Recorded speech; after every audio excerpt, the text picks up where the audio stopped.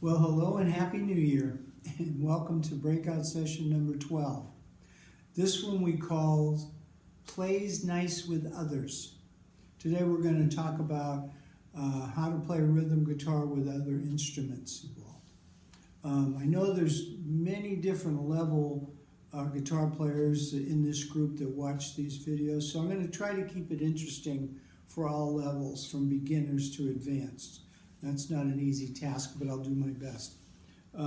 First, as usual, I want to say hey to all the Guitar League members out there around the country that might be watching. And as usual, I would ask you to please subscribe to my channel and hit the little bell so we can notify you when we have a breakout session. And if you like these sessions, you can hit the like button, and you can also put some comments in there. I would really appreciate it if you do that. Okay, so today we're going to talk about how to blend with other musicians and using different voicings, using tritones, triads, even capos. So we're going to show you a bunch of different things today. Obviously, it depends on what other instruments you're playing with and what scenario. You know, are there a bass player, are there other guitar players, keyboard players, you know, that type of stuff. So that's important. Is there a singer involved? Because that really changes the dynamics of the whole group thing. When there's a singer involved, you want to play a little quieter when they're singing. You want to back off a little bit to allow people to hear them and also allow them to hear themselves so that they can stay on key. And that's the same thing if another instrument is going to take a lead, you want to back off. So your dynamics, you want to slow down, not slow down the timing, but back off a little bit on the power that you're playing so that the other instruments can be heard. You know, there's different scenarios of playing with others. You could be going to a blues jam, that's one thing. You could be going to a bluegrass jam. That could be a different scenario. You could be going to an open mic where they have a whole band back there that's going to back you up. So there's a bunch of different scenarios, or you could have your own little band. What we're trying to accomplish today is to complement the other players and not all play the same thing. In music, there's a wide spectrum of sound. Obviously, like you can see that in a big band or in an orchestra where you have the basses, you know, you have the drums and the bass players and maybe some cellos and things down there. And then you have the mid-range instruments, you know, which might be guitars. Pianos can be all over the place, but they might play mid-range. And then you're going to have the treble type things. You know, some of the strings that are way up there, and maybe some horns that play pretty high too. So there's a whole spectrum of music there, of sound, and that's what we're trying to accomplish when we're playing with other people. We don't all want to be playing the exact same thing. You know, now we're right in the middle of that spectrum, and we've lost the highs and the lows, so we don't want to do that. So there's the dynamics that we talked about. There's also when you're playing nice with others, you want to know what is your role there. You know, in this scenario, let's say that you're going to be a rhythm player, okay, for whatever group we're playing with. Okay, so that's your role. Then you also want to communicate with the other members, and a lot of times that has to be done silently because you're playing. So you need to know, like in a bluegrass jam, a lot of times people are sitting down. So when they want to stop a song, they raise their foot. That doesn't work well if you're standing on a stage, okay? So there's other communications that a band member might have, and you probably need to know what those are. A lot of times you'll notice the band leader, if it's a guitar player, he'll turn around to the drummer maybe, and he'll raise his guitar up, and then he'll bring it down to stop it right there, okay? Sometimes they'll take their guitars and go around, like they're going to go one more time around, then they're going to stop. Okay, so you kind of need to know what the communication is, what are the rules of this stuff. And you also want to ask questions if you're going to a jam. Let's say you're going to your first bluegrass jam, and somebody calls out a song and you never heard it before. You're going to want to ask that person, can you just show me those chords real quick? And then they'll do that, no problem. Then after the song, if you didn't get it all, you might follow up with that and say, what was that fourth chord that you played there? So that the next time they play that, you're going to know what it is. So a lot of the things that we're going to show you today, you're going to kind of have to know the song. If you don't know the song, you're probably going to be playing along with another guitar player, watching that guitar player. I always used to like to try to pick out who's the best guitar player, and I would follow them and do the same thing that they were doing. And I'd even ask them before time, do you know this song? They go, yeah, okay, so I'm following that guy. But that's not what we're trying to accomplish. Once you know the song, then, for instance, they do a song and you find out that this is a 1-4-5 in E that it turns out that song is. So you know that there's an E, an A, and a B in there. Okay, so the next time, or after you feel comfortable with that song, you're going to say, okay, how many different places can I play an E? How many different places can I play an A? And how many different places can I play a B? And make it sound good and not be playing the exact same thing as the other people are playing. So that's what we're trying to accomplish today. So there's ways to do that, and you can do tritones, you can do the little chords, the little triads, just flat play chords in different positions than the other people are. And then there's also capos, okay? And we're going to look at capos from another version, from another aspect. Let's look at capos. Capos usually are used to maybe change a key. For instance, if the song was in the key of G, and that might be too low for you, you might want to change that up a tone to the key of A. So you might use a capo on your guitar, and you might play the same chord progression, but you might play it in A to sing it in A. Because a capo is like the nut of the neck. So the nut of the neck, if you're playing a G without a capo, that's a G. If you put a capo, bring it up a whole tone to the second fret, and you play a G, that's now an A. And that works all the way up the neck, okay? But instead of doing it to play in a different key, what if we used a capo in different positions to play in the same key so that we're not all playing the same thing? For instance, let's take a key of A, and we're going to play a little 1-4-5 shuffle in A. So you'll have somebody that's playing an A chord down here, a D7 chord, and an E7 chord. Okay? And they might have a little shuffle beat to it. So you got an A, you got a D7, back to an A, to an E, back to A. That kind of shuffle. Well, what if you, while they were doing that, what if you put your capo on the second fret, and you, instead of using the A shapes, you now use G shape chords and play along with them. You're in the same key, but you're using total different fingerings and voicings of this. So you got a G, a C, G, a D,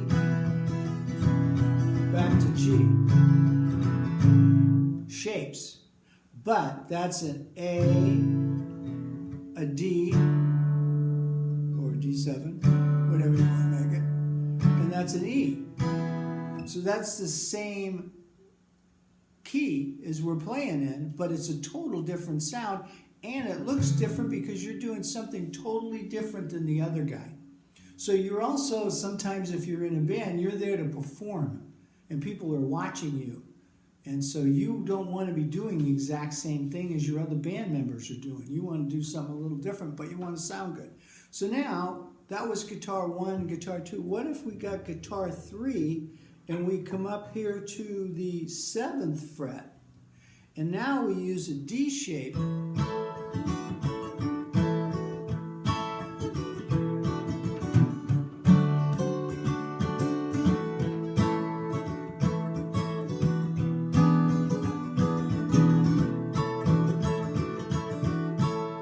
Okay, all right, so we're in a D shape, but that's an A, that's a D, 7, and this is an E, 7. Same thing as we were doing before. So when you're doing this, I find the easiest thing to do is, I'm thinking 1, 4, 5, no matter where I'm at. Whatever shapes I'm using, I'm still thinking of the chords as the 1, the 4 chord, and the 5 chord. So in other words, if you were in G, really, okay, instead of just playing in the shape of G, like an A, so if you were in G, a 1 would be a G, a 4 would be a C, and a 5 would be a D. So I'm just thinking that way, 1, 4, 5, when I'm doing it, so that you're not confused, okay? Okay, so this obviously sounds different than if you got somebody playing those open chords, like I said, and then you've got the other 2 guitars, you know, and you got the one up here, really sounds different. So now you're getting a full spectrum of sound with 3 guitars pretty much doing the same thing, but it visually looks different, and it totally sounds different. So that's tip number 1, using a capo to play in the same key, not to change a key, but to change the position of the capo for that. And obviously that works with pretty much any key, right? We just used A on that. Okay, so now let's talk about some other things that you can do, because we don't want to play the same thing that the other guitar players are playing. Now, let's say we're playing in E, and we're going to stick with 1, 4, 5 progressions today, just for the sake of training. It's easier.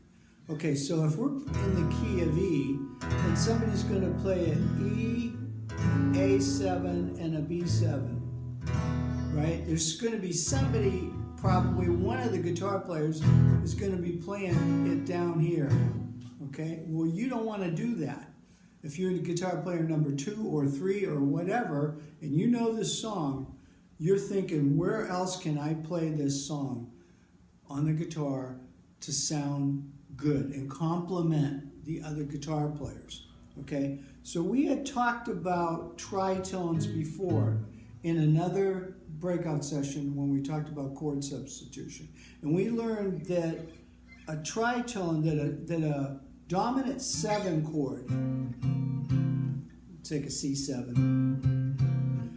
the major sound of a dominant 7 chord is the 3rd and the flat 7th of that chord. That gives it its dominant 7 sound, okay? So if we're in E, we come up, we find an E7, and if we pull these 2 notes out of the middle of an E7, this is the tritone. And you can play just those 2 notes, the tritone, over the E. You can play it over E minor, you can play it over E7, because it's neither minor or major.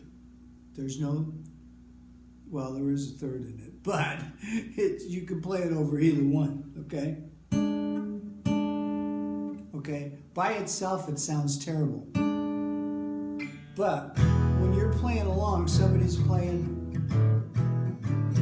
you could play that tritone, that tritone over the E. The beauty of tritones is when he goes to the 4 chord, which is the A, your tritone sound is going to be 1 fret that way. Same 2 notes, 1 fret down. So when they're playing the A, you can play that tritone over the A. You only have to play those 2 notes. And that's the E tritone. The next beauty of it is the 5 chord tritone is 1 fret this way from the 1 chord. So this is the E, this is the tritone to go over the B. So when somebody's playing a B, you can come up here to the B. It's difficult when I don't have another guitar player here. This whole thing was designed to play with others, and we were hoping to have others, and we just can't get together. Hopefully we're gonna follow up to this and show you this more in depth with my friend Bart Marshall from the Phoenix Guitar League. Hopefully before the next time we need to get one out, a breakout session, we're going to get together and we're going to follow up on this and show you how all this stuff works. But I'm just giving you a head start on it. So you can use tritones over the other chords, just those 2 notes. Just keep a beat with those 2 notes. Now you're doing something visually different and it sounds different. Okay? Then the other thing you want to figure out is, okay, how many different places can I play an E so that I'm not playing the same exact thing as the first guitar player? So you know there was an E7 up here, right? The E7, we just learned that. Then there's an E, like a D-shaped E right here. There's a D7 shaped E7 right here. Up here on the 9th fret, there's this little E here, this little 3-note E right there. So you could play any one of these while the other person's down there. You could be, whatever the rhythm is that you're doing, okay? You got to keep the rhythm, but you could be playing it up here, and it's going to sound totally different than down there. And it visually looks different. That's the other thing we're trying to accomplish, okay, in a band, is to perform. So keep people's interests, okay? All right, so that was, you can use, there's A's all over the place.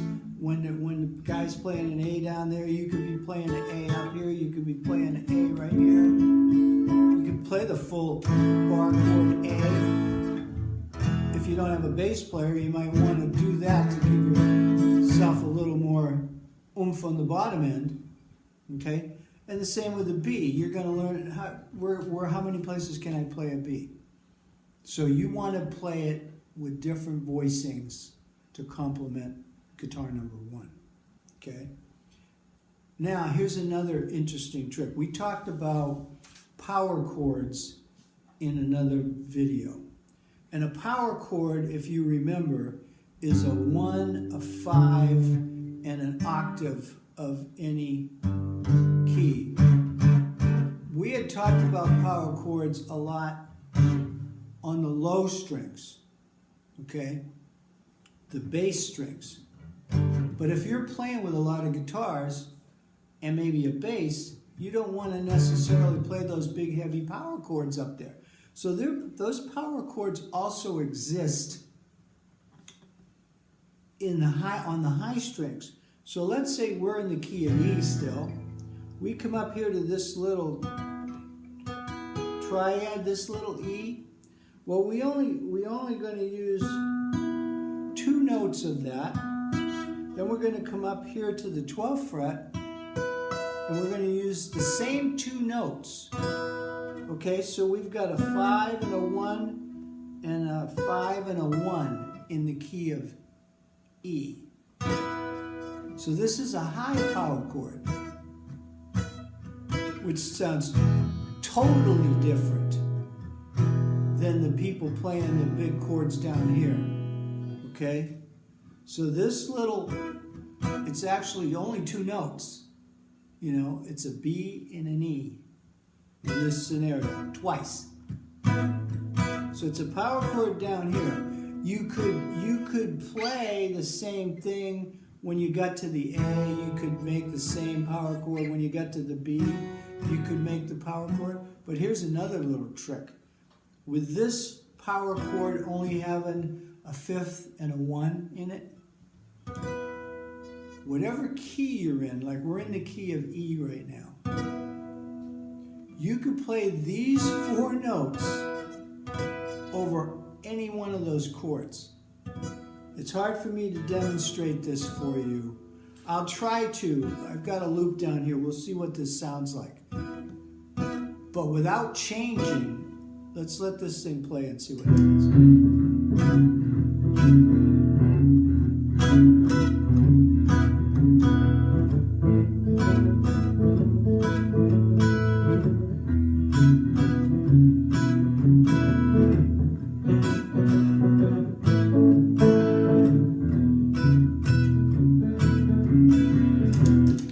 So that's if you're really lazy. You don't even have to move. But now the beauty of that is, whatever key they're in, let's say they were in C, and you play that same C power chord, if you were like a little lost in the progression or something, you can go to this, to the 1 chord, power chord, and use it over the entire 1-4-5 progression if you had to. If you needed time to get kind of caught up in the whole groove of it. Okay, so that's a neat little trick that not a lot of people know. There's actually just 2 notes played twice, but you can play it over the whole progression. So that's just some little beginning stuff. We're hoping to, my plan is to follow up on this with the next breakout session. And hopefully Bart will be here, and maybe I can even get I wanted to give a shout out to my bandmate, John Fazer. He plays lead guitar with me, but what he is incredible at is being able to complement whatever the heck I'm doing. If I'm playing a rhythm wherever I'm at, he's using different voicings and making it sound really, really good. So we just haven't been able to get together, you know, with the COVID thing. So hopefully we can put something together where you can see a few instruments playing together and know now some of these little tricks that you can use to not play the same chords and not look exactly alike, but to complement the other band member and to play nice with others. That's the key. So we'll see you in the next video.